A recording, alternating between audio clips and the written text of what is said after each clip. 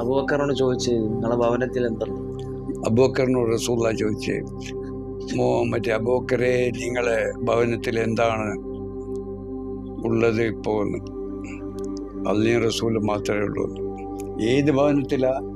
വീട്ടിലല്ല, വീട്ടിൽ ഭാര്യയുണ്ട്, കുട്ടികളുണ്ട്, അവിടെ അത്യാവശ്യം എല്ലാം ഉണ്ട്. ഈ ഭവനത്തില് ആരാ ഉള്ളത് എന്നാ ചോദിച്ചത്. അബൂബക്കറെ, നിന്റെ ഭവനത്തിൽ ആരാണ്? അള്ളാഹു റസൂല് മാത്രമേ ഉള്ളൂ. അതുപോലെ നിങ്ങളെ ഭവനത്തില് കൃഷ്ണനോ രാമനോ ബുദ്ധനോ യേശുവോ പിന്നെ ഗുരുനാനാക്കോ ഈ ദൃശ്യമായി വന്ന പരമാത്മാവ് ഈശ്വരൻ മാത്രമായിരിക്കണം നിങ്ങളുടെ ഭവനത്തിൽ. അള്ളാഹുവിൻ്റെ ഭവനമാണ് ശരീരം. പരമാത്മാവ് ആയ ഈശ്വരൻ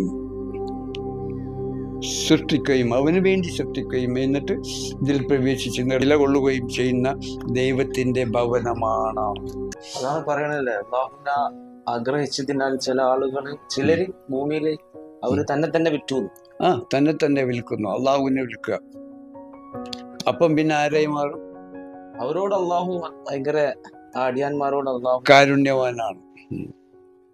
പിന്നെ അവരില് അതായിരിക്കും ഏറ്റവും വിലപ്പെട്ടത്, കെട്ടുറപ്പുള്ളതും.